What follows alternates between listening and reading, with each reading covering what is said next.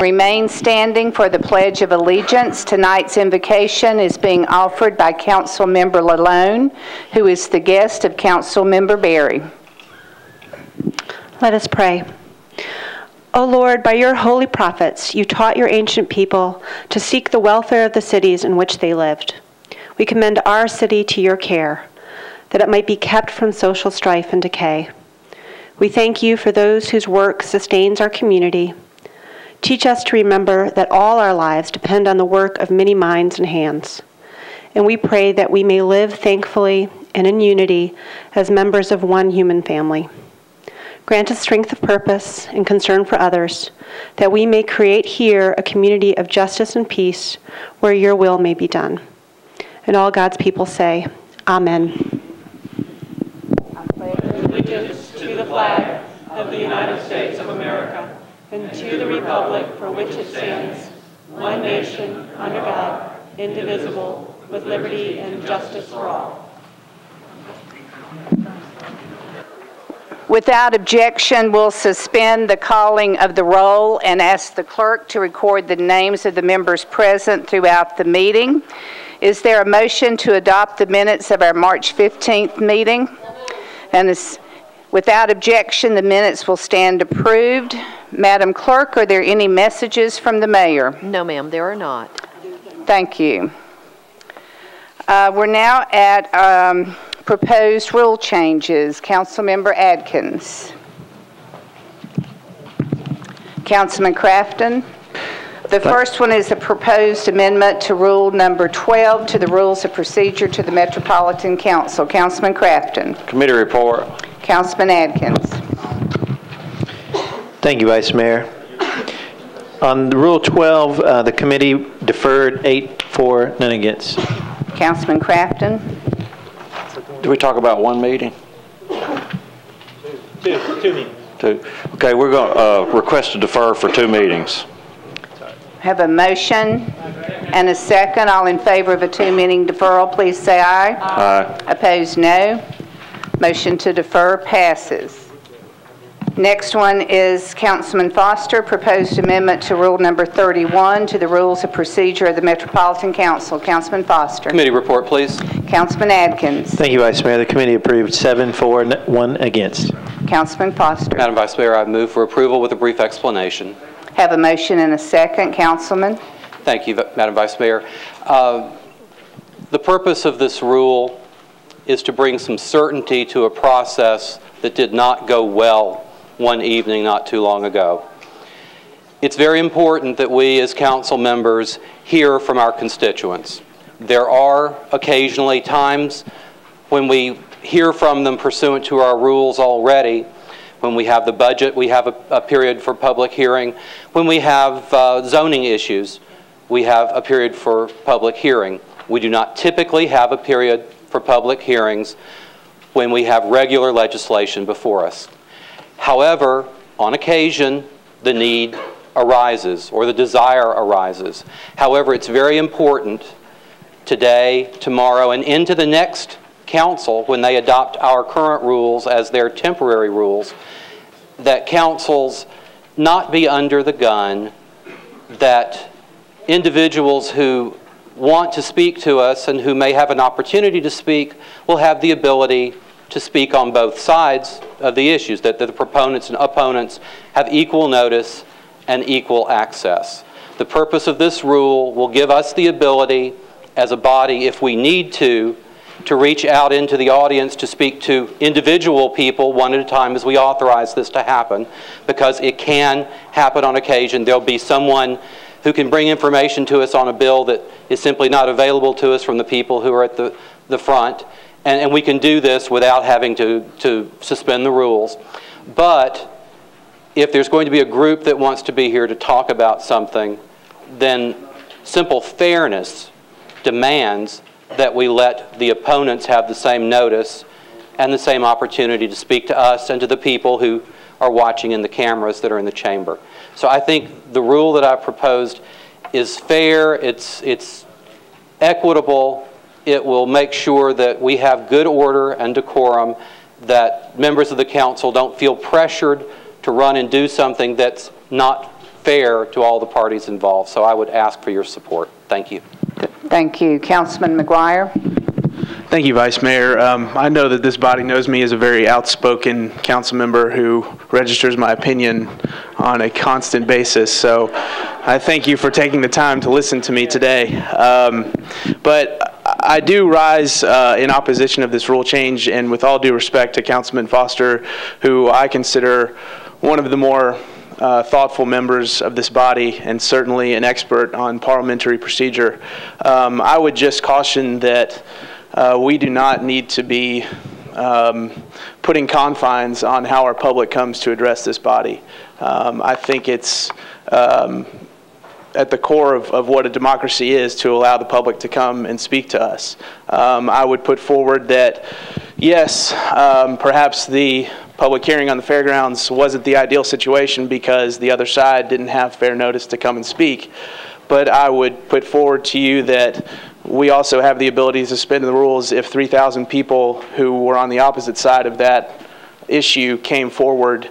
We could move to have a public hearing to hear from them as well. So I would just ask that we not pass this rule. I don't think it's what we need to do as a body. Thank you, Vice Mayor. Councilmember Lalonde. I'm going to get up and say the opposite. Thank you. I really do think this is not limiting the possibility of people coming before us. It's about notice. It's about making sure that all citizens are treated fairly, that we don't have a situation where one side is being represented and the other side doesn't even know that they're going to have the opportunity to speak. The reason why we have advance notice for all public hearings, and some of it we have to put signs up for zoning, we have to put signs up that indicate when we're having a public hearing on zoning matters, et cetera, is so that everyone who has an interest can come forward and know ahead of time that that's part of what they need to do. All this does is say ahead of time when we're going to have a public hearing on a given issue, and gives everyone in the public, not just those who are on the inside on a particular issue or somebody who just happens to be in the chamber at the time, but all people, the ability to come forward on an issue. Doesn't cut off conversation at all. In fact, it broadens it and is more respectful of all of our citizens. So I hope that my fellow council members will support this bill. Thank you. Councilman Holloman. I just want to respectfully agree with Councilman McGuire and disagree with the last comment that was made. By definition, when we put time limits on people, it restricts the amount of public dialogue we have. That means there very well may be people that are here to have their voices heard by us that can't. And keep in mind that we only do this on a vote of 27 votes. That's extraordinary. Very few things are we going to vote on that require 27 votes. So I think we already have a system in place that allows us to only do this when it's absolutely necessary, and I think we should continue with that in a way that does not in any way limit the amount of public dialogue we have. Thank you. Councilmember Holland. Sorry, go ahead. Thank you, Vice Mayor. Could we get an interpretation from Mr. Cooper what this proposal would do, please? Under the existing rules, 27 votes of the council can allow a public hearing at either the current meeting where the motion's made or a motion for a public hearing at the next meeting. What this bill would do is if the motion is made for a public hearing to hear from the public at that meeting, then one member would be allowed to address the public. Or the council could make a motion that the public speak at a consecutive, at the next meeting by 27 votes. But in that motion, it would have to set out the parameters for how that public hearing is to be handled, whether that's, and it would be up to the maker of the motion. You know, it could set time limits for the entire public hearing, so many minutes per speaker. I mean, it's not a directive on how the public hearing's held. It just requires that there be some parameters and that those be done 2 weeks in advance of the public hearing. Thank you. Councilman Crafton. My question was answered. Thank you. Councilman Domine. Thank you. I just rise in in opposition to this bill, I'm going to stand with the opportunity for us to give the public the chance to speak.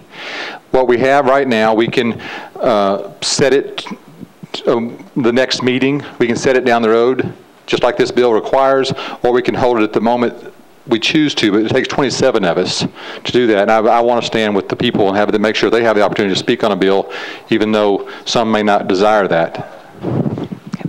Councilman Gatto. Thank you, Madam Vice Mayor. I have a question for Mr. Cooper. Mr. Cooper, what is your opinion about the notice that is given today for council meetings? Do you believe that to be adequate? If, say, for instance, we decided to have a public hearing tonight, something came up and there were we needed to hear from the public on it, we felt like we did, and we voted to have one. Do you believe that the notice that was given for this meeting, the public notice tonight, is adequate, that nobody is disenfranchised because we might do that? Yes, I mean, the council can vote to hear from the public at that meeting, and now, unless it's legislation for which a public hearing is required and you didn't give notice, that would be problematic. But if no public hearing is required by law and the council just wanted to hear from the public, even though it was not required to, then notice of the meeting itself would be sufficient. Thank you. Councilmember Duvall. Thank you, Madam Chairman. I, being a recipient of one of those suspension of the rules, want to believe that this body can make a decision on a spontaneous event. And that's exactly what happened the night that I called for a public hearing on a first reading of that particular bill.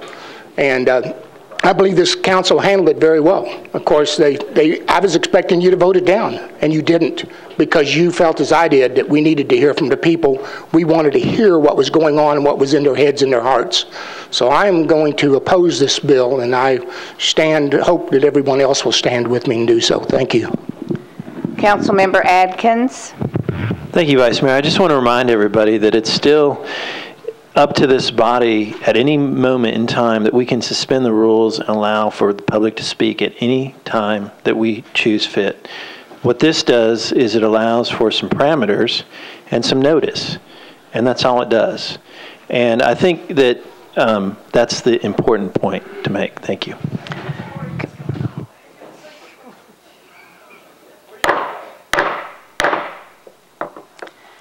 We will need a machine vote.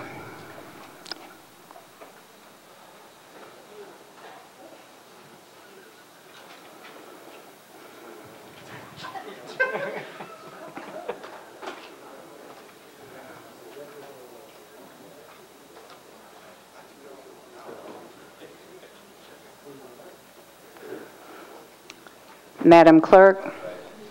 Ayes 20, noes 19. Motion fails. We're now at the time for presentations. Councilmember Berry.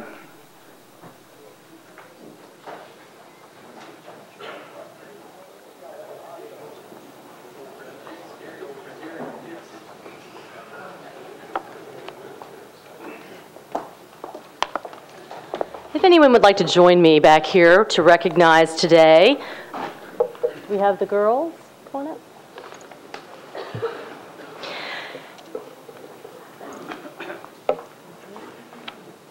You guys. I have here a resolution RS 2011-1555, that recognizes March 8th, 2011 to be the 100th anniversary of International Women's Day and Act Like a Girl in Nashville.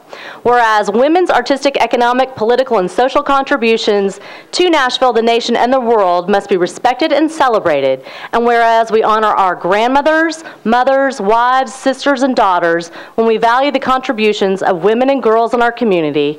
And whereas investing in women and girls has a multiplier effect on our community's productivity, efficiency, and sustained economic growth. And whereas research indicates that when women have access to education, support, and opportunity, they become powerful agents of change in their families, communities, and nations.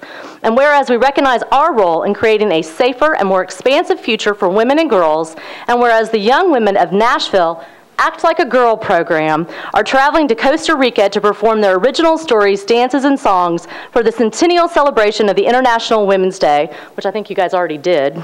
Whereas, in the words of President Barack Obama, we recognize that only if we teach our daughters that no obstacle is too great for them, that no ceiling can block their ascent, will we inspire them to reach for their highest aspirations and achieve true equality. And whereas the girls of Act Like a Girl are demonstrating courage and hope as they embark on their journey and came home to share their personal stories of empowerment, and whereas it is fitting and proper that the Metro Council recognize March 8th, 2011 to be the 100th anniversary of International Women's Day and Act Like a Girl in Davidson County. Thank you, and I have this wonderful thing for you.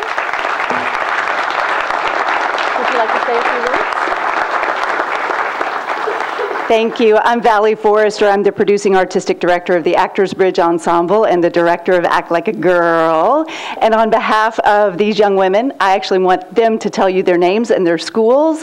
But let me just tell you that I can say without a shadow of a doubt that these young women are going to be sitting in your chairs in another 10 or 20 years. And the future is very bright indeed. They are so full of courage, wisdom, and integrity. They blow me away. So I'll let you meet them now. Hi, I'm Daniela Agnoletti. I'm originally from Italy. I met this program about a year ago. I was going through a rough time in my life, and I didn't know who to trust and who to go to. And my teacher sent me an email. His wife works for the Actors Bridge program. And it was through support and being able to express myself freely that I was able to really heal. And I don't have anything prepared, obviously. Where'd you go to school, babe? Big Picture High School. Right. I'm Chelsea Grundy, and I go to Hillsborough High School. My name is Tess Deegan, and I go to University School of Nashville. I'm Hannah Deegan, and I go to University School of Nashville. On behalf of all of us, I want to thank you for supporting us and our work in Nashville as well as abroad. So, thank you. Thank you. Thank you,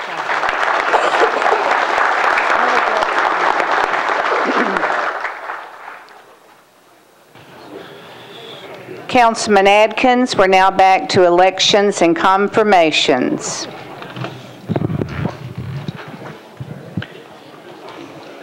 Thank you, Vice Mayor. The Rules and Confirmations Committee met and first considered the Community Education Commission. The nominee to fill the vacancy was Heather Stewart, and the committee approved 6-4, none against, and I move her approval. We have a motion and a second. All in favor, please say aye. Aye. Opposed, no. Motion passes. Councilman Adkins. Thank you, Vice Mayor. Next was the Employee Benefit Study and Formulating Committee. First, the appointment of Ms. Dot Berry. The committee approved 8-4, none against, and I move her approval. Have a motion and a second. All in favor, please say aye. Aye. Opposed, no. Next for the same committee was Mr. Steve Farner, and the committee approved 8-4, none against, and I move his approval. Have a motion and a second. All in favor, please say aye. Aye. Opposed, no. Motion passes. Next was the appointment of, for the same committee, Commissioner Gerald Nicely, who I used to work for long ago. And has always been a good mentor to me. And the committee approved Commissioner Nicely 8-4, none against, and I move his approval.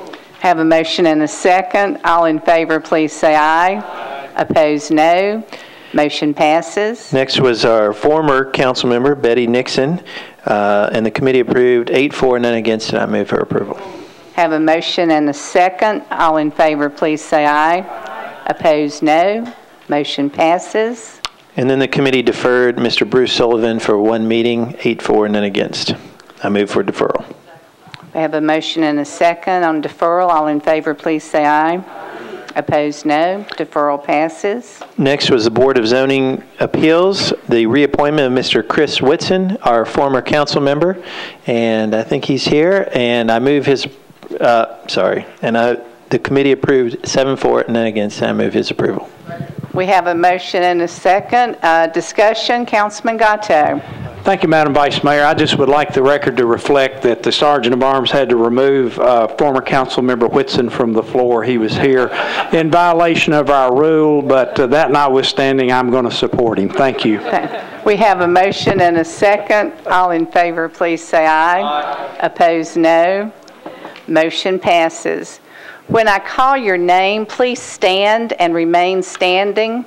Heather Stewart, Dot Shelberry, Steve Farner, Commissioner Nicely, Councilmember Nixon, Councilmember Chris Whitson. On behalf of the Metro Council, thank you for your willingness to serve our great city.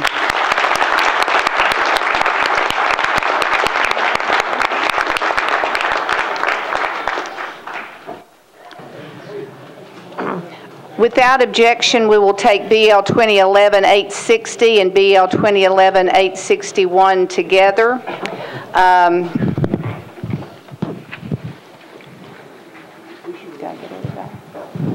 Okay. BL 2011-860 adopts a proposed plan of services for the extension of the boundaries of the Urban Services District to include certain properties located along Highway 70 South. BL 2011-861 extends the boundaries of the Urban Services District within the jurisdiction of the Metro government to include certain properties located along Highway 70 South. Councilmember Mitchell. Move to open the public hearing. Please raise your hand if you're in support. Thank you. Please raise your hand if you're in opposition. Seeing no one in opposition, does anyone in support wish to speak? I declare the public hearing closed. Councilmember Mitchell. Yeah, I appreciate it. I'll just move for approval. We have a motion and a second. All in favor, please say aye. Opposed, no. Motion. Are you on this one? Okay. I'll get you on the next one. Next is BL 2011-1534, removes the members of the Metropolitan Board of Fair Commissioners. Councilman Crafton. Thank you, Vice Mayor. Committee report. Councilman Atkins. This, I believe that it was approved, but I don't know. That was last committee. Was approved last time. Vice Mayor, I'm going to move to defer this. What do we decide, John? 2 meetings? Defer this 2 meetings, and if I may, I just want to tell briefly what happened. Okay, we have a motion for a 2-meeting deferral. Is there and a second? And I want to refer this to the Codes and Fair Board Farmers Market Committee. A 2-meeting deferral and refer it back to Codes, Fair, and the bit of a farmer's market. That's correct. Okay. Basically, what we've had here is a failure to communicate. So, in an effort to help out, Chairman Weaver was kind enough, Mr. Dozier was kind enough to come down, and we've had some questions. We want to meet with the committee members to discuss what their thoughts are on this master plan that we're talking about, see how the council may be able to help work together, and have some questions answered that we want to have answered, and just try to put this on in a friendly basis instead of adversarial, and so we're going to give them a chance to do that, and hopefully the council will be able to work with the Fair Board and come up with a good plan and have some questions that have been lingering answered, and we felt like this was the best way to do that, so I hope you'll support the deferral. Okay, we have a motion for a 2-meeting deferral and referring it back to the Codes Committee. Councilman Tigert, did you want to speak? Okay, all in favor, please say aye. Aye. Opposed, no. Motion passes. BL 2011-1586 calls the Metropolitan Board of Equalization into regular session beginning June 1, 2011, and special session beginning June 20th, 2011. Councilmember Berry. Budget and Finance approved 12-4-0 against. I move approval. Have a motion and a second. All in favor, please say aye. Aye. Opposed, no. Motion passes. RS 2011-1587 approves an extension to a grant from the Metropolitan Development and Housing Agency to the Metro Historical Commission to perform environmental review for development proposals using federal funds. Councilmember Berry. Budget and Finance voted to approve 12-4, 0 against. Councilman Birch or Councilman Gatto for Planning and Zoning? Councilman Gatto? Councilman Todd. Sorry, Councilman Todd. Yes, Planning and Zoning approved 6 in favor, 0 against. Councilmember Berry. I move approval. Have a motion and a second. All in favor, please say aye. Aye. Opposed, no. Motion passes. BL 2011-1588 approves an amendment to a grant from the State Board of Probation and Parole to the state trial courts to fund the Davidson County Community Corrections Program. Councilmember Langster. Thank you. Committee report. Councilmember Berry. Budget and Finance voted to approve 12-4, 0 against. Councilmember Langster. Public Service voted to approve 4 and 0. Move for approval. Move for approval. Thank you. Have a motion and a second. All in favor, please say aye. Aye. Opposed, no. Motion passes. RS 2011-1589 approves a federal grant from the U.S. Department of Homeland Security to Metropolitan Fire Department to hire 32 new firefighters. Councilmember Langster. Committee report, please. Councilmember Berry. Budget and Finance voted to approve 12-4, 0 against. Public Safety. Public Safety voted to approve 4-0, and I move for approval. We have a motion and a second. Councilman Crafton. Thank you, Vice Mayor. I'm in favor of more firefighters. I just wanted to ask Mr. Cooper, how many years does this cover, this increase? And then what do we think the cost is going to be after that we're going to have to make up in the budget? It covers 2 years. The amount of the grant is $3.5 million, so it would be roughly half that going forward with whatever increases in benefits. But there's no obligation to Metro to continue funding those positions. But the grant is only for 2 years. Okay. All right, great. That's fine. I'm in support of this. Councilman Gatto. Thank you, Madam Vice Mayor. This is I think it's a related question, but in anticipation of the budget that we're about to receive within the next month, I know that we have passed several of these types of bills, and I haven't been tracking and keeping up with them. But I think it would be helpful to me if someone could go back and maybe prepare something for the council members that would tell us how many of these, say this term, how many of these grants we have taken, what the current status is of funding, and what, if any, effect this has on our upcoming budget as far as funding, continued funding of positions that were initially taken care of by grants. So that'd be my request. Part of that right now, this is the first fire department grant to hire firefighters that has actually been approved by the federal government. We've had several applications submitted, but I believe this is the first one to go all the way through. The funds would be anticipated in the fire department's budget for this year. The COPS grant, the community-oriented police grant, or I think under the stimulus plan, there was 1 or 2 that the police received, but Mr. Curl can identify that and send it to you this week. Thank you. Councilmember Duvall. Thank you, Madam Chairman. This is a question for Mr. Cooper. Is there any chance that the federal government can defund this with what's going on with Congress? Yes, I mean, what the government gives, it can take away. I just wanted to be sure that we understood that. So if we hired these employees, basically we've got them even if they pull the carpet out from under us, or are they committed to fund whatever they've said? It depends on the contractual language of the grant, but I mean, if the funds have been appropriated by Congress and the money is sent to us, then we could spend it. Now, it could be deauthorized for future years. I'm not sure how the federal grant process works, but we could get that answer for you.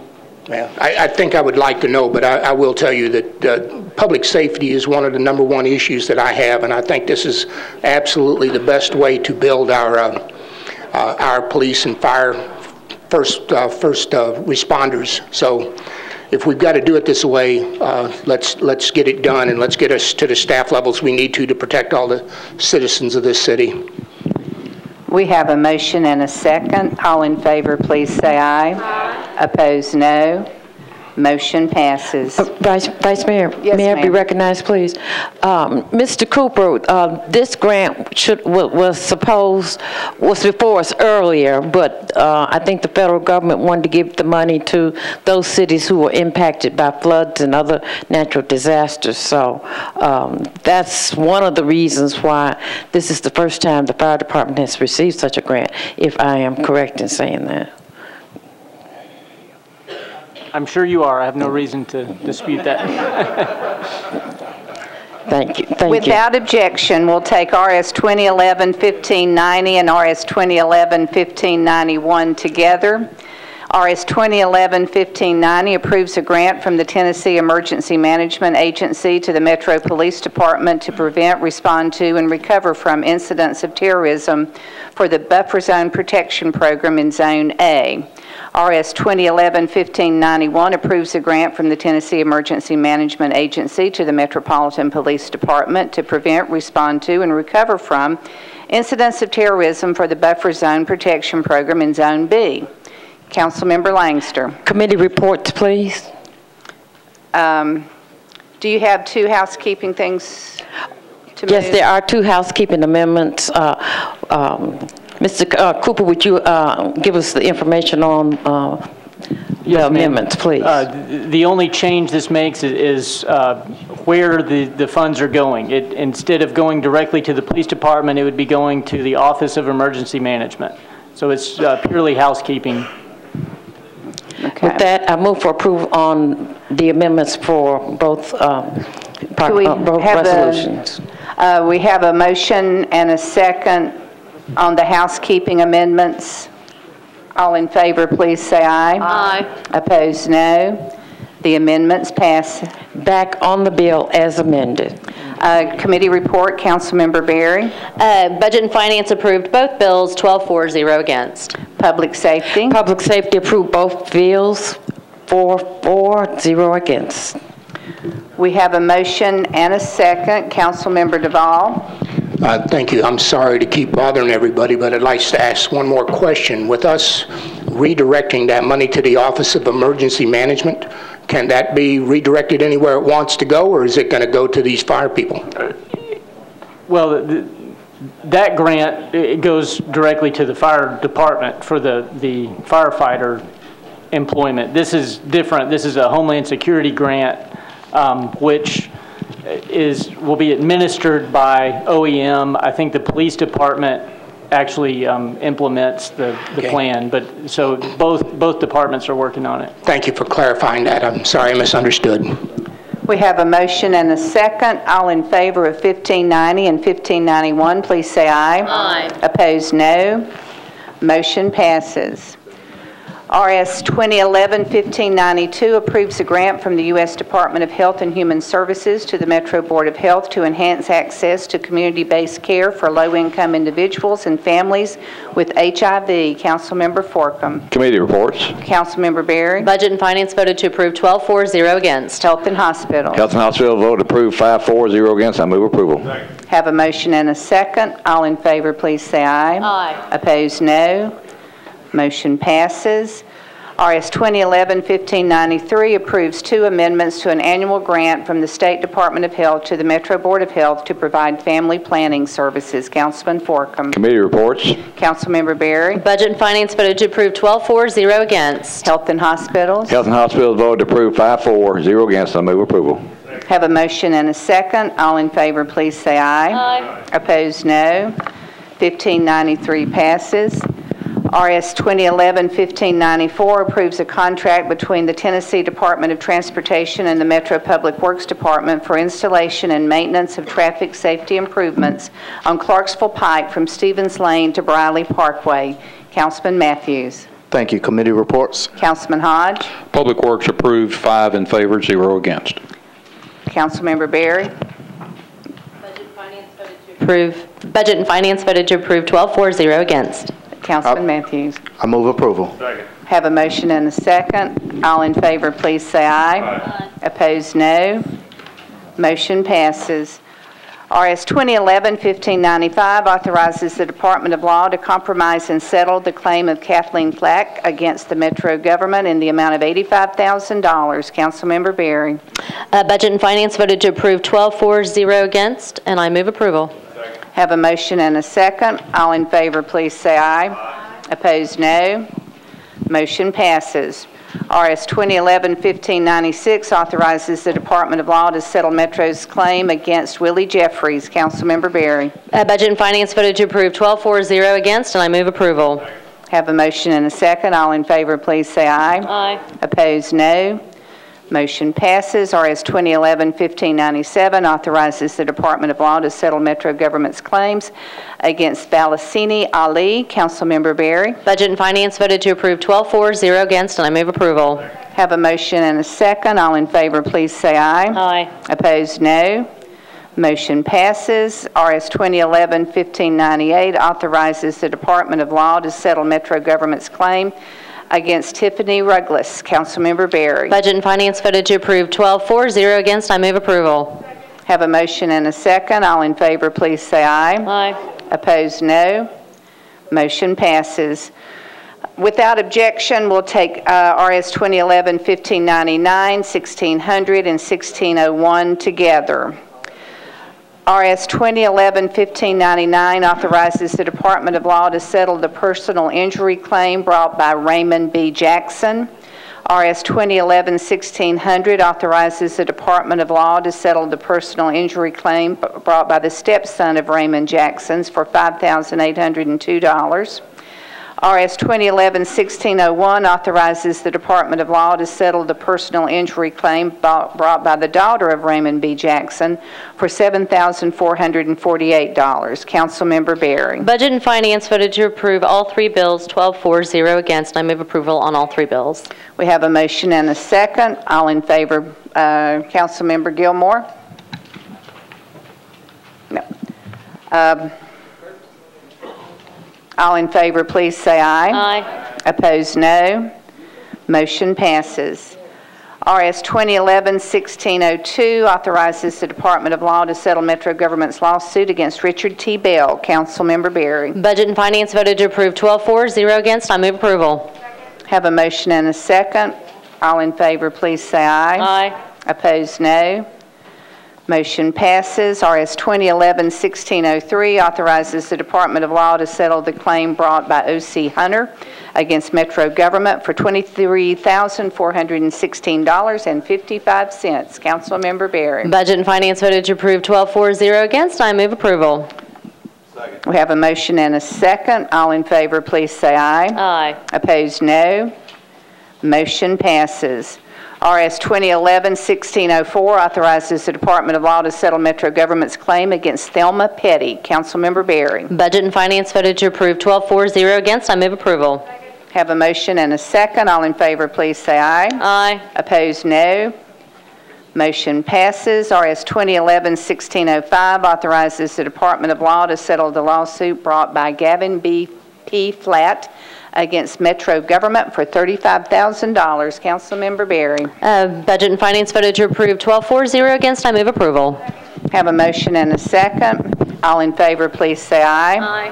Opposed, no. Councilmember McGuire. We're going to get to first reading. Okay. We're now on bills on introduction and first reading. Right. Councilmember McGuire. Thank you, Vice Mayor. I'd move to suspend the rules for the purpose of considering the redistricting plan legislation.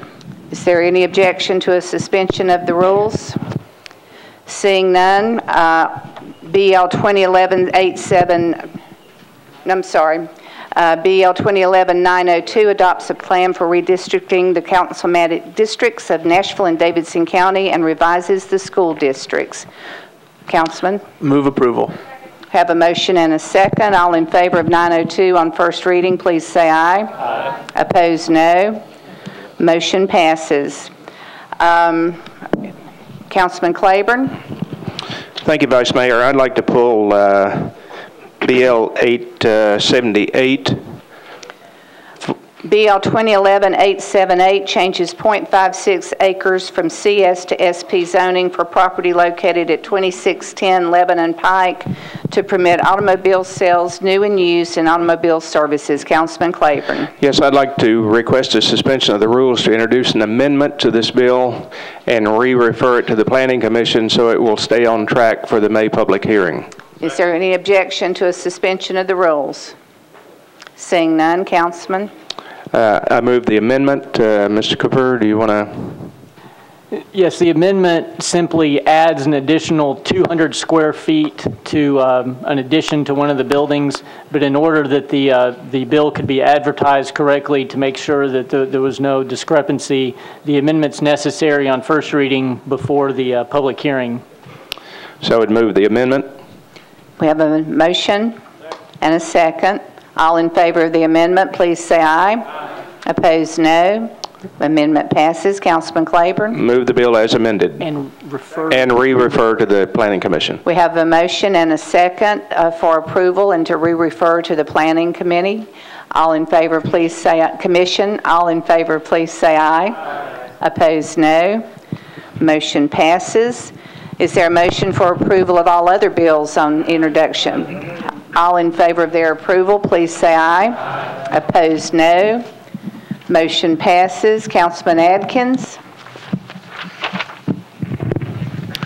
Madam President, is this when I move the, yes, I move that when we adjourn this meeting, the council adjourn to Thursday, April 7th, 2011 at 6 p.m. for the purpose of considering on second reading ordinance BL 2011-902, approving the redistricting plan for the council and the school board districts along with any other matters the President deems appropriate in consideration at that time. I move. We have a motion and a second. All in favor, please say aye. Opposed, no. Councilman Gatto.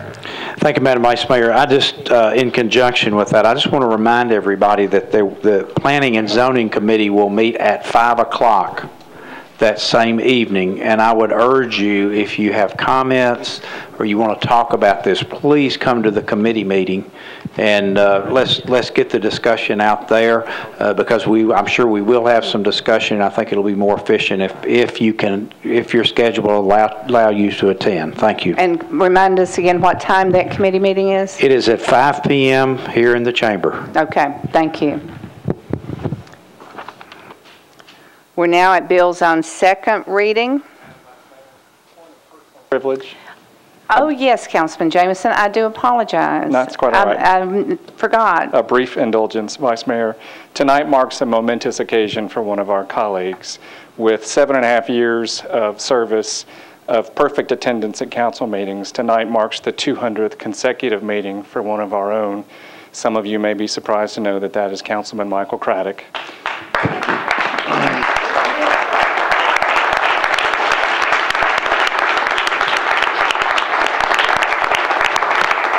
And others of you may be surprised to know that Councilman Craddock can count to 200, so both are worthy of celebration.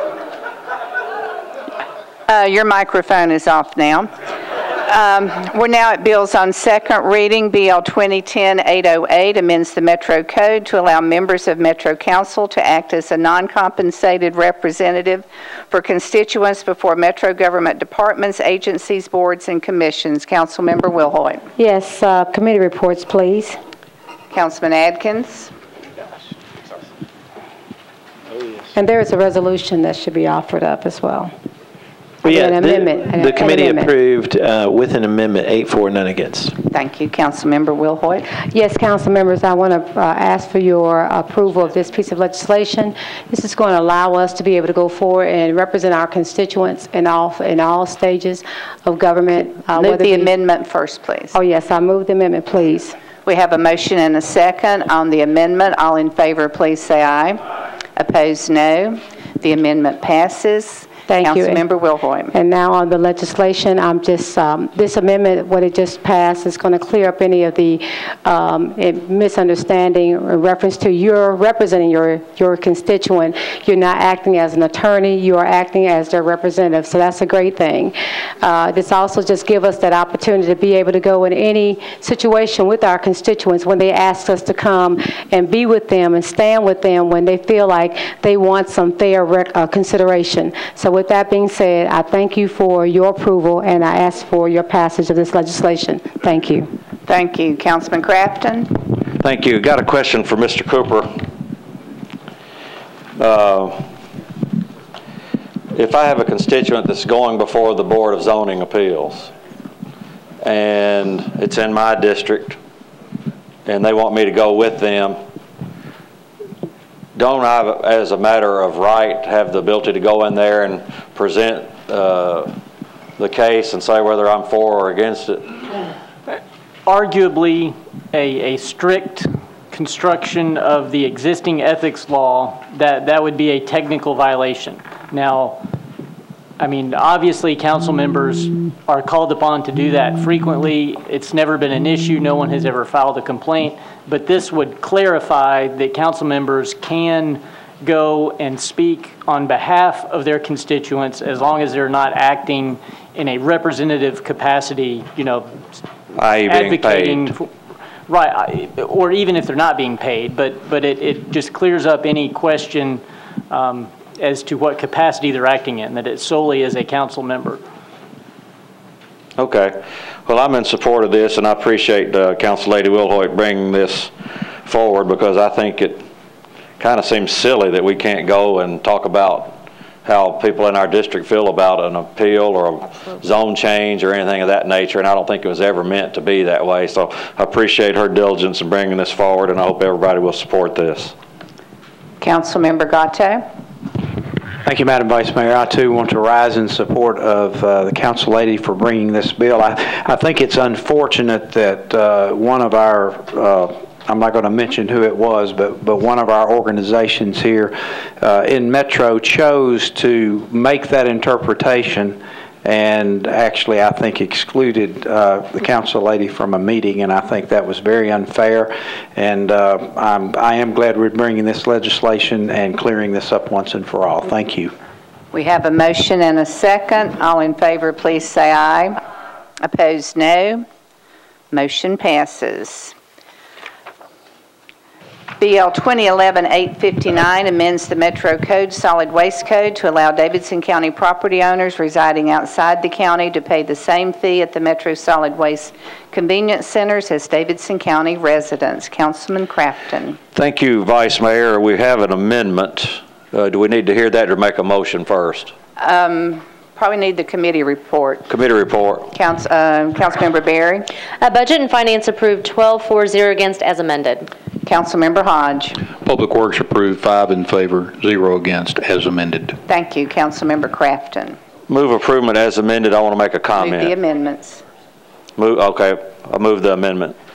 We have a motion and a second on the amendment. All in favor, please say aye. Opposed, no. The amendment passes. Councilman. Thank you, Vice Mayor. What this amendment did, I worked with Public Works, and basically we have a lot of property owners here in town, but they live out of the county, and wanted them to be able to, if they have some type of disposal needs associated with that unit, would like for them to be able to use those services. And it also, the amendment also drafts a way for people that don't live in the county. They can also use that. They've got to pay a double fee. And I just think this is a good way to solve this problem, and Public Works was for this, so I appreciate your approval. Thank you. We have a motion on the bill as amended. Is there a second? All in favor, please say aye. Opposed, no. Motion passes. BL 2011-862 amends the Metro Code pertaining to economic and community development incentive grants to require that certain demographic information be submitted by the qualifying company before receiving any grants. Councilmember Gilmore. I move to withdraw the bill with a brief explanation. Councilmember Berry, committee report. Budget and Finance, at the request of the sponsor, voted 12-4-0 against to withdraw the bill. We have a motion to withdraw. Is there a second? Councilmember Gilmore. Thank you. Originally when I formed this, I just wanted to make sure that when we give incentives to private corporations as a city, that we can guarantee that our constituents have the opportunities to participate at a high level, and that those monies that we're given do target those audience members that we're looking for, especially those in Davidson County, or whether they're women, or give them an opportunity to make wages. But after having discussions with the mayor's office and also the chamber, they said they felt the bill was a little restrictive. But however, I hope as we continue to create jobs and incentivize in Nashville, that the residents of Davidson County have opportunities to participate in these opportunities. Thank you. All in favor, please say aye. Opposed, no. Motion passes.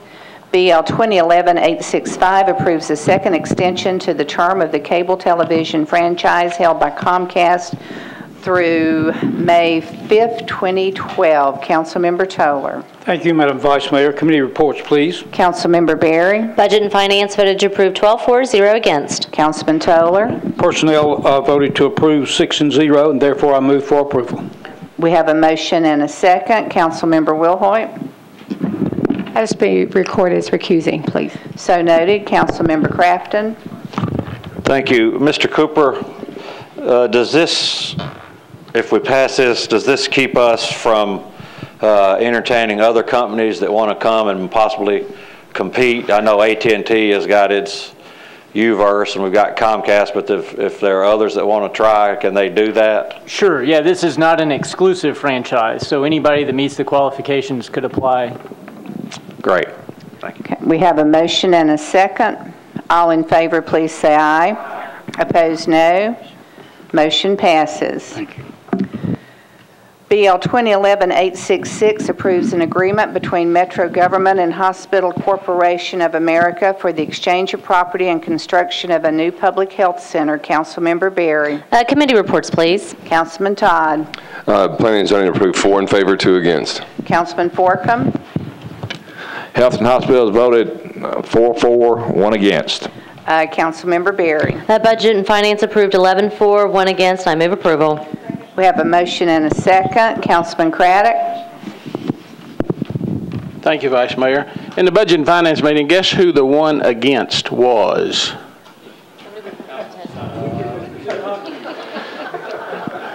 Mr. Cooper, is this the normal way that we do these kinds of these issues, that we handle these issues?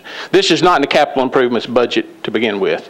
That's correct. Is this the normal way, the normal route that we take on a project like this? No, I mean, honestly, nothing about this deal is normal. I mean, this is kind of a new concept, but yes, ordinarily it would be in the capital improvements budget first before the legislation is submitted. There is a resolution amending the capital improvements budget that will be filed.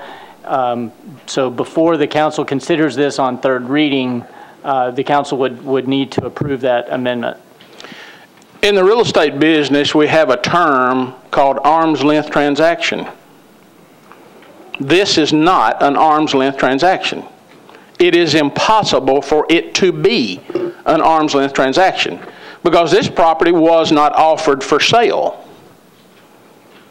Now, Mr. Riebling said yesterday that he thought that HCA could build us a better building for a health center than the metropolitan government, and I would tend to agree with that, believe me. I think most anybody could build a better building than the metropolitan government could. So I agree with that aspect of this. But what I disagree with is this sweetheart deal and the way it has come down the pike. If we'd have went out there and put a for sale sign on this building, or if we'd have listed it on the website, and HCA had knocked on the door and made us an offer, I would keep my seat. But that's not what occurred.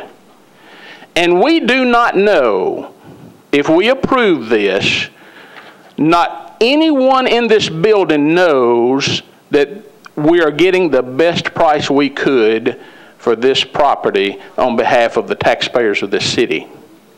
It is impossible to know that. Now, Mr. Riebling also said, well, we're going to have it appraised. As a matter of fact, they've already ordered the appraisal, and we've not even approved this. One appraiser.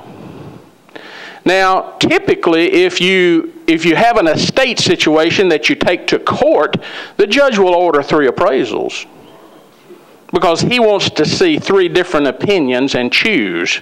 We're ordering 1 appraisal. I'm going to vote against this because this is a sweetheart deal. That's what it is. There may be someone else out there, some other entity, some doctor's group or some medical group that would like to have this land to build an office building on for their own purposes. This just happens to be in the midst of the Centennial Medical Center. So the only reason I'm voting against this is because we've gone about it absolutely the wrong way, and we have filed this legislation and we've put the cart before the horse.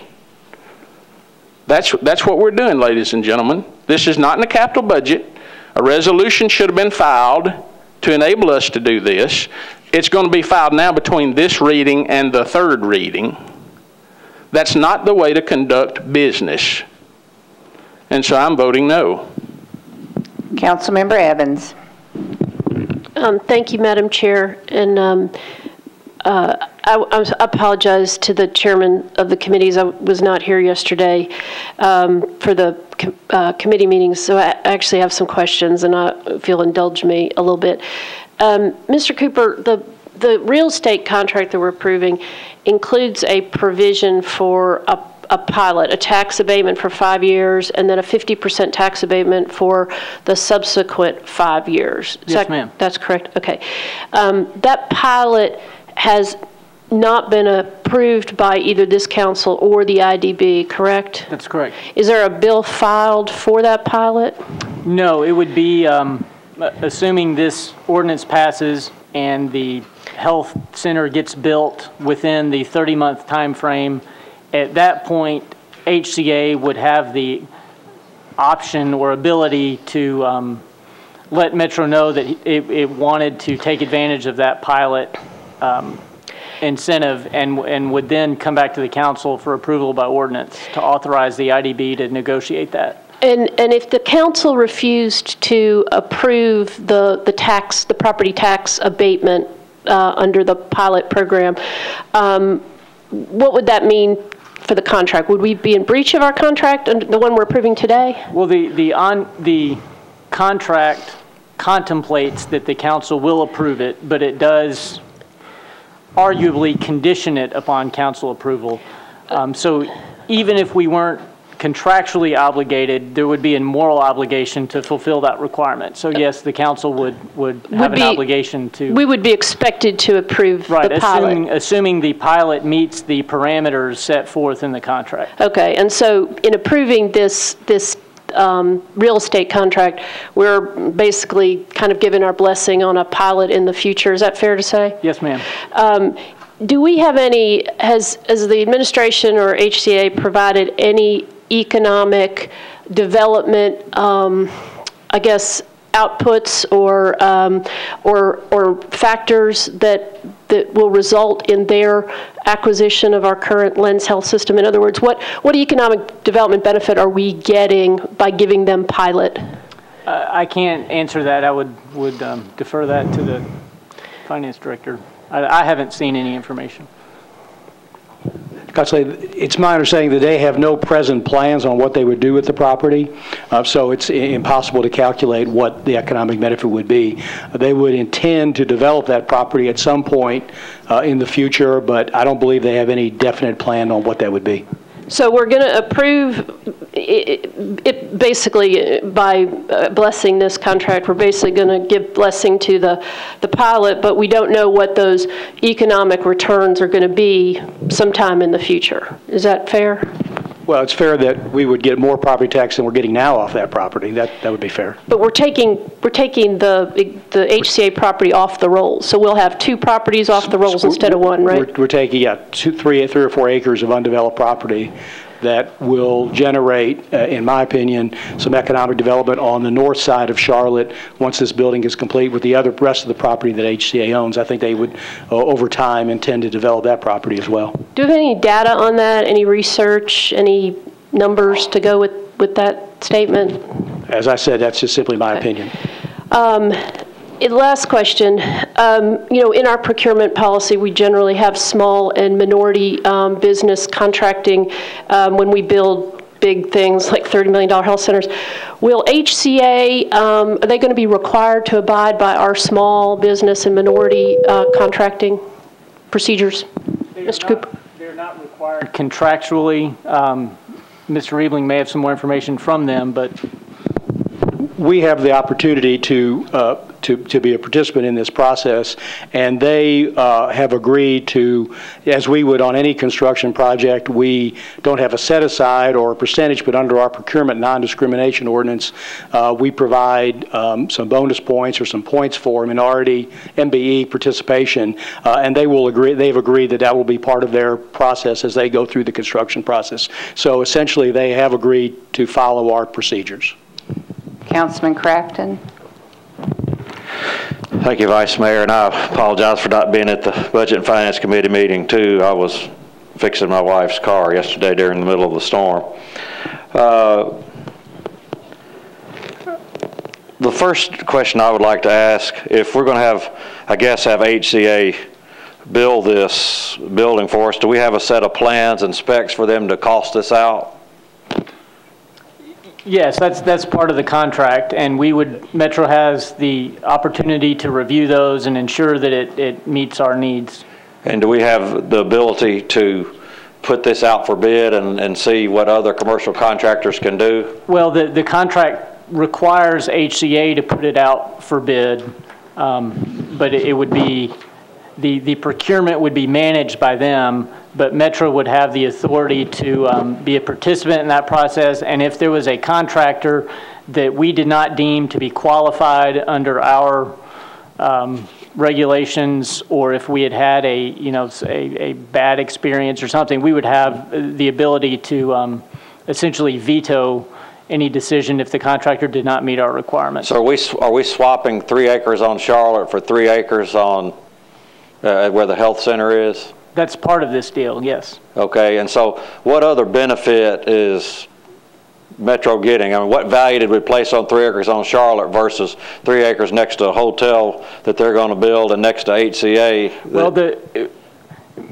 an appraisal of each property is required, and HCA and Metro have to, as a condition precedent to this contract, have to agree on that value. If they can't agree to it, this deal goes away.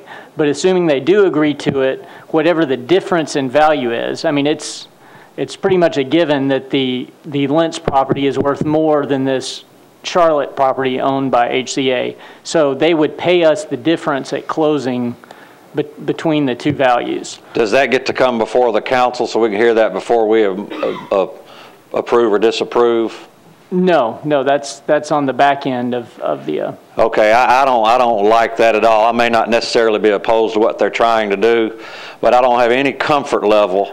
And I know that the appraisal has been procured or is in the process. So it's my suggestion to the council that you not approve this on third reading until at least the preliminary appraisal numbers are in. Well, I'm going to make a motion in a minute that's going to do a little bit better than that. But, I don't mind doing the health center. In fact, I think cities, and I've asked the health department to give me a list of items that they would like to do, that they think they should be doing, that they're not getting the funding to do, that they don't have the ability to do in that building. And they're working on that list. So I want to get that list because I believe that the most efficient way to provide health care is through these health centers that we have and keep people out of the emergency room. And if we need to expand and tweak the design, I'd like to wait for the health department to get back with me on that study to tell us the things we need to be doing. I just think it makes sense if we want to be committed to improving health care for the underprivileged in this community. So I think we need to do that. I think we've got to know what the value is. I mean, my goodness, the value came back for $4.5 million for the piece of property that flooded on Charlotte where we're going to put a new West Precinct. You know, so I would have to say that this health property, it may be $10 million based on that appraisal. So I would like to see what the numbers are. So I'm going to make a motion that we defer approving this until we get the appraisal back. There's no urgency whatsoever. Let's make sure that we're getting the value for the taxpayer. We have a motion and a second to defer this for how long, Councilman? Until the appraisal comes back and they bring it back to the Budget and Finance Committee so that the council can review what the number is. I need a two-meeting, one meeting. I'll do an indefinite deferral. That gives us flexibility. Okay. We have a motion and a second for indefinite deferral. There are lots of lights on before this motion.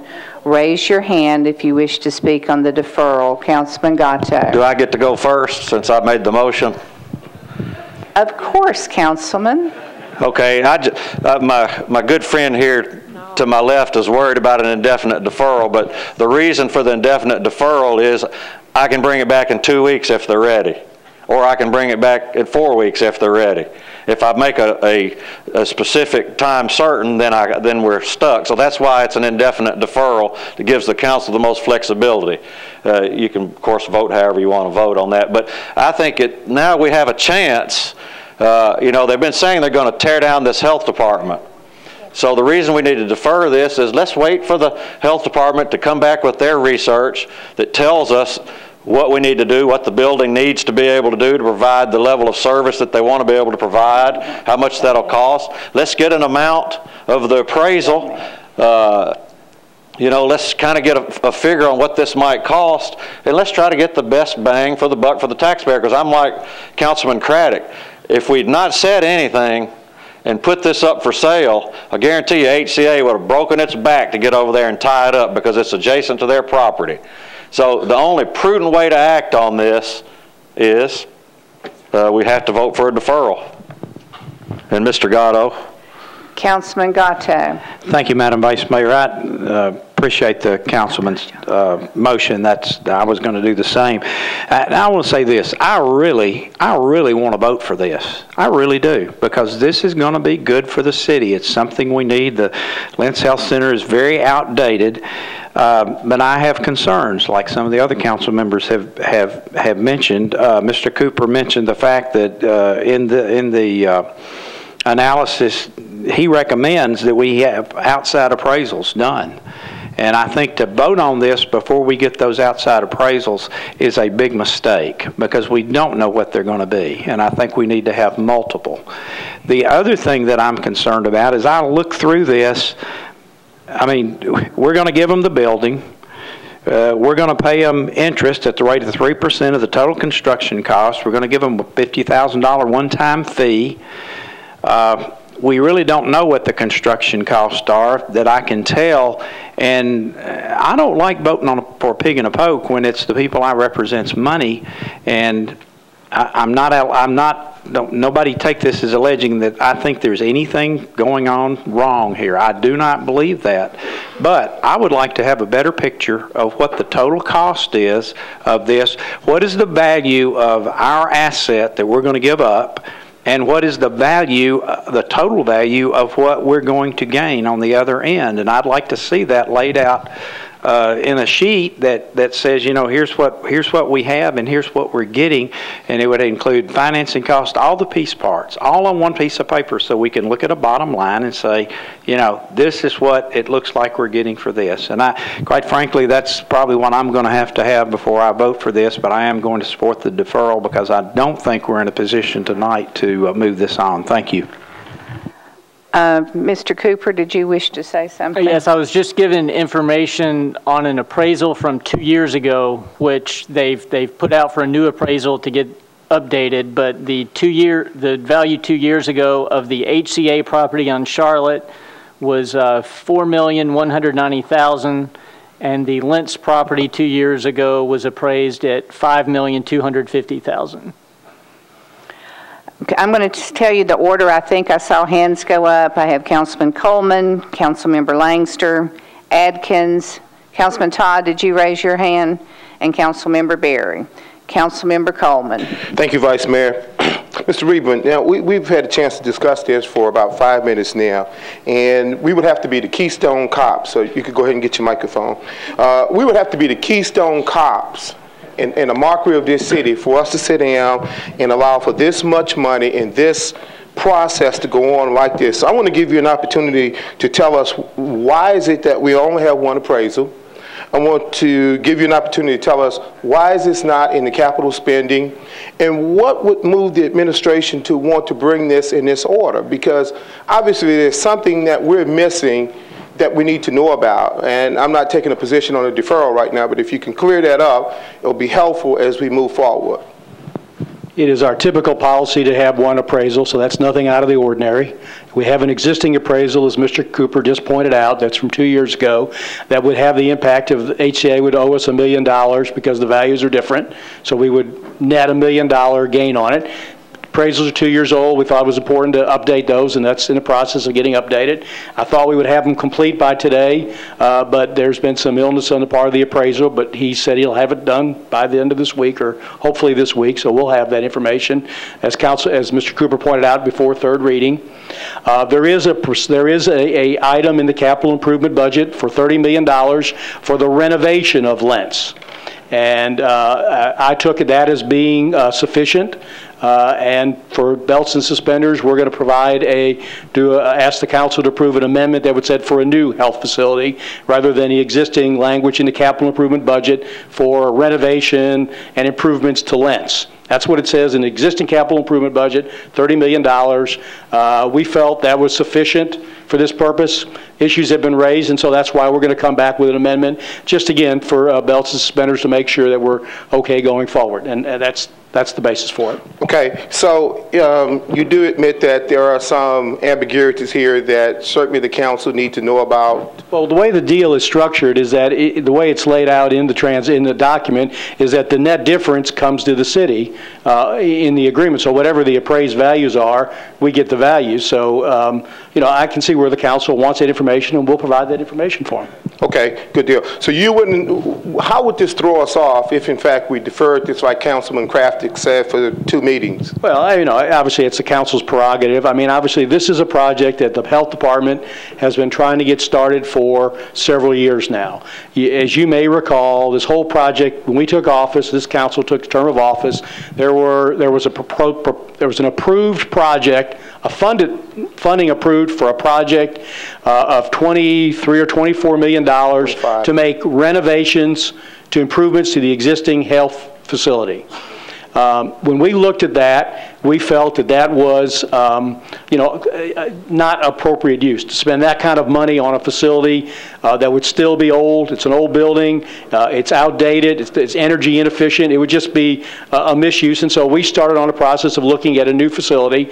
And Dr. Paul, I think, is here tonight, would concur that, the facilities are in great need for a new facility, and so we just would like to get forward on moving on the project. Right, and I think out of abundance of caution, you will accept counsel on this, and that we need to defer it until we get all the numbers. But I think you will agree with us that all the ducks need to line up. But we do give you credit for thinking this out, and I wanted to give you an opportunity to lay that out. Thank you, Vice Mayor. Councilmember Langster. Thank you, Vice Mayor. Lentz Health Center is presently existing in the District 21. The proposed site for the new Lentz Health Center is still in District 21. You have heard the finance director enumerate the reasons why we're moving forward now. With that explanation, ladies and gentlemen, I will ask for you to help me move this indefinite deferral to the table at this time. Sorry, you already spoke on the motion. Well, may I continue my remarks? Maybe yes, somebody will follow me. Your time is not up. Okay. Ladies and gentlemen, we need to anchor this health facility in the 21st district where it is. It is going to be surrounded by the faith community. It's going to be surrounded by consumers, users of this facility, and it's going to bring, along with the other things that are happening in the area, like the 28th Avenue connector, like the other medical technology facilities that are coming to this area. You can't believe how many calls I have received about information on wanting to locate this facility, their facility in this area. Please, please listen to what the finance director has said. Dr. Paul is here. If you have any questions, maybe we can go in a suspended session and hear from him. But please, ladies and gentlemen, 2 weeks you can get the appraisal back. We already have one from 2 years ago, and I'm sure that it's not much different than the two. But please, ladies and gentlemen, listen to the finance director who has been looking at this, the administration, and let's vote to not defer this indefinitely. Thank you very much. Councilmember Adkins. Thank you, Vice Mayor. I move to table the indefinite deferral. We have a motion and a second. Can't remember who goes first. Councilman Adkins, sorry. Thank you, Vice Mayor. You know, really, I think we're making mountains out of molehills here. I don't know if any of you have been to the Lent Center lately, but I went to get my flu shot. It is in terrible, terrible, terrible condition. As a matter of fact, you know, I don't know if we are even meeting our own codes requirements there. Especially ADA. I mean, and even if you were to remodel the building, it would still be an old building that would not work. The faster that we can help the folks that use the facility, the better off we are. It's ridiculous that we can't move forward on this. We've heard the explanation from the finance director. I don't know what else you need. Thank you, Vice Mayor. Councilman Crafton. Well, this is kind of fun here. I'll tell you what. Anybody that thinks the values are accurate from 2 years ago, maybe I've been in a dream state for the past 2 years, but has things not changed radically over the past 2 years as far as economic values? Am I the only one that remembers what's going on? And, you know, to say that a 3-acre piece of property on Charlotte is worth only $1 million less than property on West End is absolutely ridiculous. They just had a hotel approved in the Council Ladies District. I looked at the property. I think it was close to $10 million for that property. So it's close to the area, Parker. So let me say this: giving away the property taxes. Why are we giving away property taxes when we're giving them property that they want to have to begin with? We've got something they want, and we're giving them a benefit. It should be the opposite. Okay, I don't understand why, when back in the Purcell administration, that's when they just started wanting to look at the Lentz Health Center. I don't know why if it's so important, why it's languished for the past 6 or 7 years. I don't understand what 2 to 4 weeks would matter to get an appropriate value on this property. Why? We're not arguing whether or not it's going to be in the Council Ladies District. We're not arguing that it's not going to get done. Sounds like everybody supports it, as do I. But what's wrong with getting the correct value? Why is everybody afraid of that? A 2-year-old value, if you believe that's correct, then you don't understand economics and real estate values. Now, I'm a licensed realtor, so is the council member there. I'm sure there are others. I'm telling you, it's my tax dollars too, just like yours. A 2-year-old value is not accurate. And time to wait to get an appropriate value for our property that we're swapping to the benefit of somebody else. You know, I'm fine with tearing it down and building it right back there. You know, I did the math. $30 million divided by $200 a square foot, which could be done easily. That's 150,000 square foot health center. And if we'd wait for the report from the health department to see what other services they'd like to provide and to see what it might cost, we might be able to get a first-rate facility that does more than just the basics. If everybody would just wait a minute It's going to be in the 21st District, fine. But let's get all the facts together. I don't understand what's wrong with that. The finance director said he was fine with that. Didn't you see him smiling in support of that? So, but back to the point. Let's don't be Keystone cops, like my council member friend said back there. Let's wait a couple of weeks, get the value back, and make sure that it makes sense. I think that's the prudent thing to do. And like I said, I'm with Councilman Gatto. I think it needs to be done. I was there too, getting my flu shot. I took some people that needed some care there in my neighborhood, my district. And yeah, it needs to be repaired. We need to do this. But let's do it smartly. Let's make sure that we are taking advantage of our strength in this deal and not the right way around. When you're dealing from a position of strength, utilize it. Get every penny you can get. Lord knows we subsidize different things. Let's get the best advantage we can for the taxpayers. Let's just defer this until we can get the answers to the questions. We are now going to have a machine vote on the motion to table the deferral motion. If you want to continue to vote on the original bill, you will vote in favor of the tabling motion. If you want to continue the discussion on the deferral, you will vote against the tabling motion.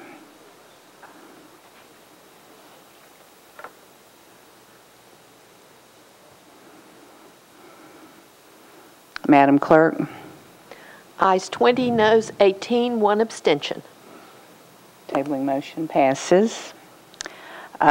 So we have tabled the motion to defer. We're back on the original. According to the list I had originally up here, the next one in the queue is Councilman Adkins. Are you still wishing to speak? Councilman Coleman? Previous question. We have a motion and a second on previous question. All in favor, please say aye. Aye. Opposed, no. Previous question passes. We're now back on BL 2011-866. All in favor, please say aye. Aye. Machine vote. We will have one. I had 5 requests. Madam Clerk.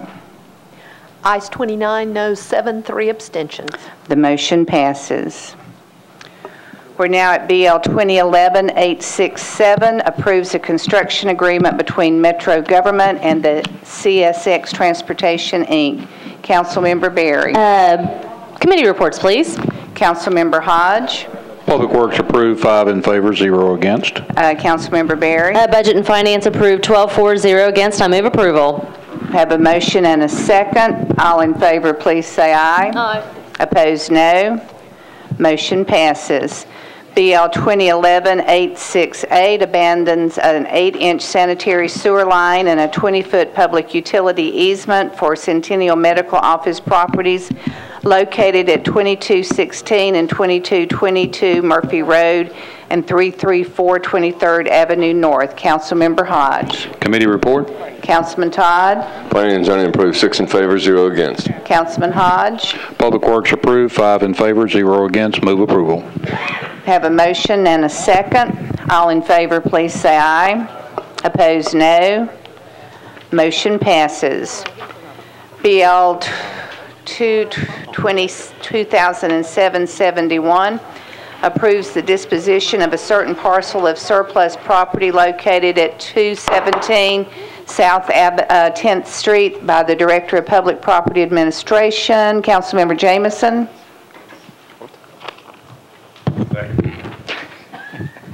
Thank you, Vice Mayor. With the approval of the committees, I do need an indefinite deferral of this measure with a brief explanation. We have a motion and a second. Councilman. Thank you, Vice Mayor. This property has come under recent consideration for a charter school location, and by virtue of that, we're going to indefinitely defer the instant ordinance and await that outcome. So with that, I would move approval of the indefinite deferral. We have a motion and a second on indefinite deferral. All in favor, please say aye. Aye. Opposed, no. Motion passes. BL 2010-754 amends the Metro Code pertaining to cosmetology and barbershops as a home occupation accessory use in residential districts. Councilmember Stanley. Committee reports, please. Councilman Todd. Planning and Zoning voted to defer indefinitely, 6 in favor, 0 against. Councilmember Stanley. I move to defer this indefinitely with a couple of brief comments. We have a motion and a second. Councilman. I will say that this bill that is before us right now, it is going to restrict these operations throughout Davidson County. They already operate within Davidson County, and I had a meeting with the codes director on March the 11th, and he informed me that the codes officials have no power or authority to go in people's homes and stop these operations from occurring. So this bill itself would have done that. I worked with Sonny West for 2 years to get this bill. But I know a number of council members here, as well as other people within the Metro government, they've gotten information from constituents. And a lot of this information is misconceived. It's information that is, it's just wrong in its manner. But I will defer this indefinitely, and I would like, because I know that the Metro Council is an elected body, and as a popularly elected body, we have an obligation to serve the constituents that put us in these offices. So thank you. All in favor of indefinite deferral, please say aye. Opposed, no. Indefinite deferral passes. BL 2011-838 amends the Metro Code to prohibit Metro government contractors from discriminating on the basis of sexual orientation or gender identity through their employment practices. Council Lady Member Gilmore. Thank you, Vice Mayor. I move for approval. Have a motion and a second. You wish to say anything? I just think that this is a great move for Nashville, and it's a great step to show that we really believe in equality. So I thank all those members that are helping to pass this, and I thank my colleagues that I've had the opportunity to work with, and that's it. Councilmember Hunt. Thank you, Madam President. I want to offer an amendment to this bill, and I want to express my reason for the amendment. Is there any objection to a suspension of the rules? Can't be considered. Thank you. Councilman Claiborne. Thank you, Vice Mayor.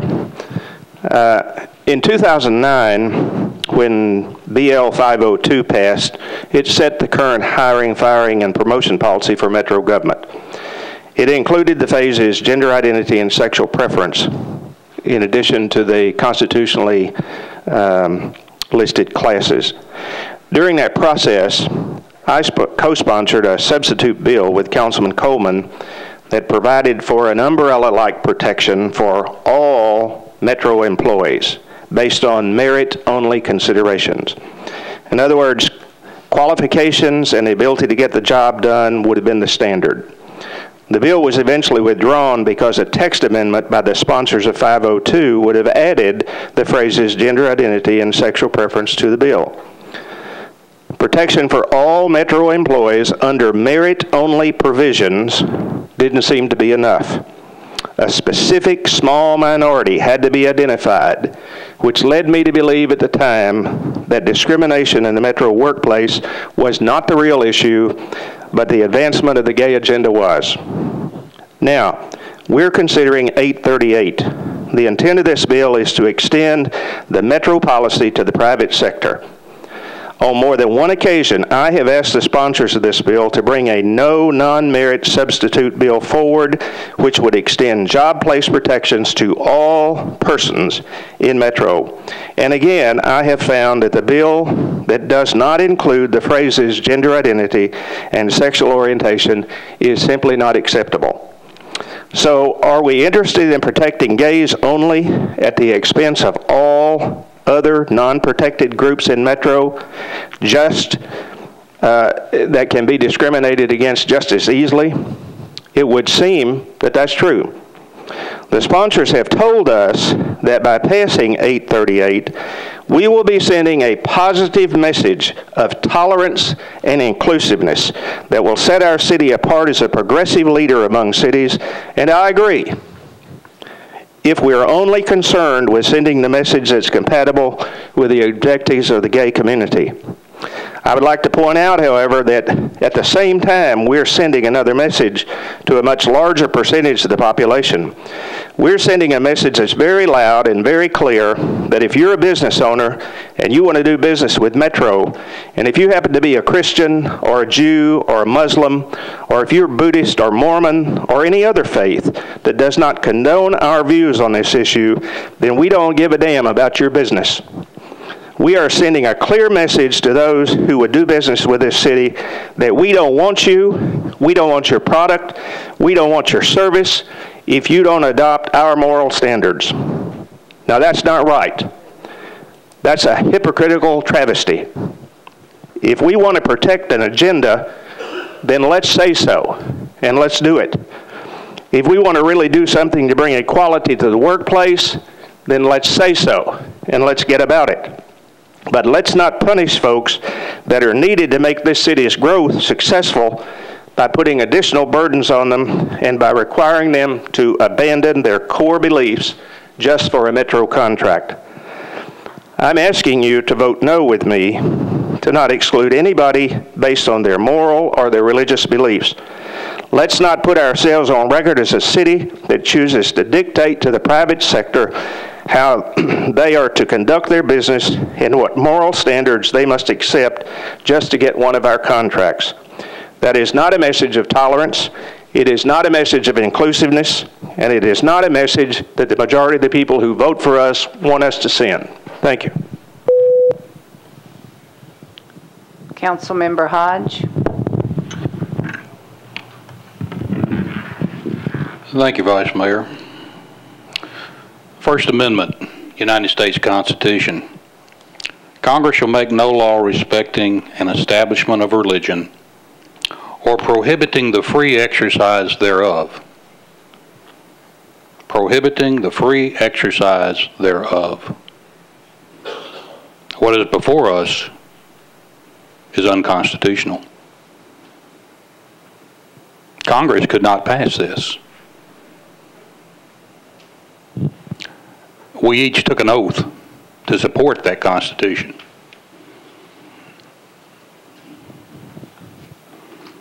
If you support the Constitution, you cannot support this ordinance.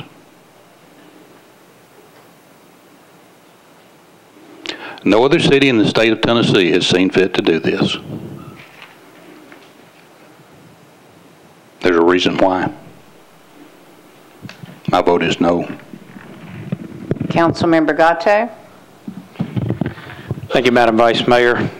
I too am very concerned about what this does to jobs, to businesses. And there's an issue that we really haven't talked about much. We have, in Metro, we have some outsourced work that has a very limited number of contractors. And I know of one situation where there are 2 contractors that do work for a department. And if this passes, one of those contractors is going to walk away from that, and they do a lot of work. But they are not willing to compromise their principles, which you may or may not agree with, to sign what they will have to sign. That's going to cost jobs. And it's also going to cause some issues for Metro government. And we have things that we only have one supplier or one contractor for. In a very real situation that occurred last year during the flood, there is one company that makes the filters for the water plant. They don't have them on the shelf. When the flood happened, they had to be ordered, and that was one of the things that held up getting the plant back online. We had to wait a little bit, got the filters made, and got them in here. That's the only company that can make those filters. So I'm sure there are other suppliers that are exclusive suppliers for a particular item or service that we use, and quite frankly, this bill could hamper the continuance of Metro government's operations by rendering that supplier no longer viable because they refused to sign this. So I'm going to vote no tonight again because of the business aspect of this bill. I have other problems with it as well, but even if I didn't have those, I think this is very harmful to business, and I think it sends a very clear message to folks that if you want to do business here in Metro, you better come in here and agree with this particular item. Otherwise, we don't want you. And I don't think we want to send that. And again, I am not for mistreating anybody, and I don't believe I mistreat anybody in my day-to-day activities, and I'm not going to start doing that, but this is bad for Metro. Thank you. Councilman Foster. Thank you, Madam Vice Mayor. Just to reiterate what I've said throughout the pendency of this legislation, because the company that I work for on a daily basis and represented as an attorney is a contractor of the metropolitan government, I've felt all along that this does create a conflict of interest for me, so I shall be abstaining, and that's the basis for that abstention. Thank you. Councilman Adkins. Thank you, Vice Mayor. I'm abstaining too because of my employer's conflict of interest. Thank you. Councilmember Berry. Previous question. Have a motion and a second on previous question. All in favor, please say aye. Aye. Opposed? Previous question passes. We're going to have a machine vote on 2011-3838.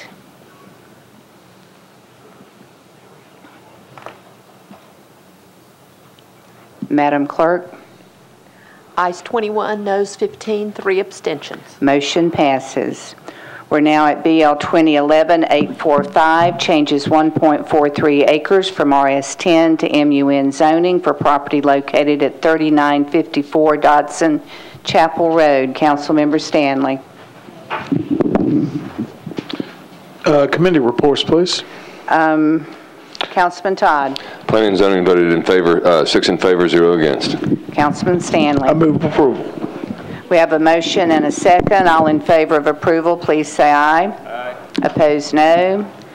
Motion passes. BL 2011-863 amends Metro Code pertaining to the location restrictions for the sale of liquor by artisan distilleries. Councilmember Gilmore.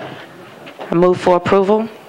I have a motion and a second. All in favor, please say aye. Opposed, no. So noted. Councilman Crafton's abstaining. We're now at memorializing resolutions. Councilman Birch. Thank you, Vice Mayor. With the council's indulgence, our rules and confirmations meeting went long, and I have an announcement that I needed to make for our district, if you would allow me to do that. You have an announcement Yes. you wish to make? Yes, okay. We have a meeting on Thursday, April 14th at the Vultee Church of Christ from 6 p.m. to 7 p.m. concerning the permanent closure of the Vultee Boulevard overpass over Murfreesboro Road. Public Works has requested this meeting, and they've asked me to announce that. So again, a meeting in regards to the permanent closure of the Vultee Boulevard overpass on Murfreesboro Road, and that meeting will be Thursday, April 14th, 6 p.m. to 7 p.m. at the Vultee Church of Christ. Thank you. Thank you. We're at memorializing resolution. I'm sorry, Councilman Crafton. I thought you were trying to get my attention for Councilman Birch. Go ahead. Crafton. I said Councilman Crafton. Okay, thank you. Yes, as many of you know, Governor McWhirter, that family has had a great loss with him, and also Chip Forrester's son passed away unexpectedly, and that's something that we should hope none of us would ever have to go through, is to bury a child. So if we could, I think it would be appropriate to have maybe a quick moment of silence and just remember those two families.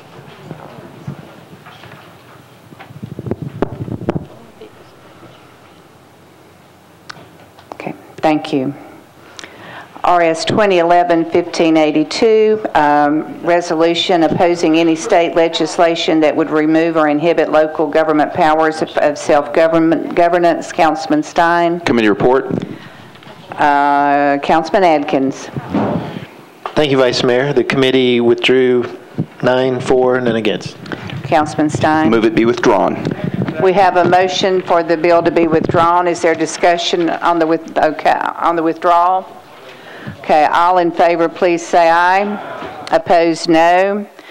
We have a late filed resolution. Is there any objection? Councilmember Wilhoit, what is the nature of the emergency? Yes. Thank you, Vice Mayor. The nature of the emergency that I received the information late and it would not have been in time for the commemoration of this particular celebration. Is there any objection? This resolution recognizes the spirit of the National NAACP. We are one day of action in Nashville, Tennessee. Council member? Yes, council members, I ask you for your approval in reference to this resolution. Very briefly, I just want to read it to you. It is a resolution recognizing... I'm sorry, I forgot we have a committee report. Councilman Adkins. Thank you, Vice Mayor. The committee approved 9, 4, none against. Thank you. Councilmember Wilhoit. Thank you, Vice Mayor. This is a resolution, council members, recognizing the spirit of the National NAACP. We are one day of action in Nashville, Tennessee. Whereas on Monday, April the 4th, 2011, the NAACP unites across the country, are rallying to commemorate the assassination of Dr. Martin Luther King, Jr., and pledge to defend the civil rights that are being attacked every day. And whereas Dr. Martin Luther King, Jr. was assassinated 43 years ago on April the 4th, 1968, while he was in Memphis fighting for justice for the city's sanitation workers who were on strike for fair wages and equal treatment. And whereas the day before he was killed, Dr. King gave his last speech at the Mason Temple Church of Christ in Memphis, Tennessee, and sounded his urgent call for faith leaders to fight for the rights of workers. And whereas a commemorative service was held on Monday, April the 4th, 2011, to commemorate Dr. Martin Luther King Jr.'s assassination at the Jefferson Street Missionary Baptist Church.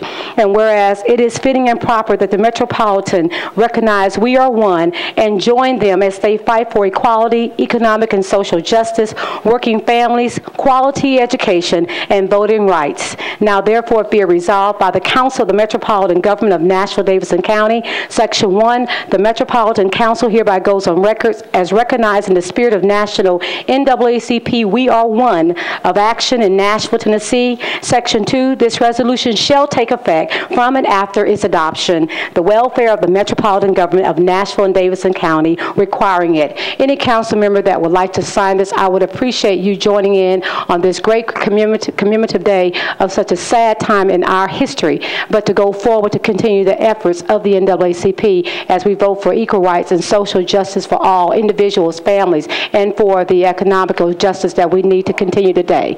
Thank you so much and have a great evening. All in favor, please say aye.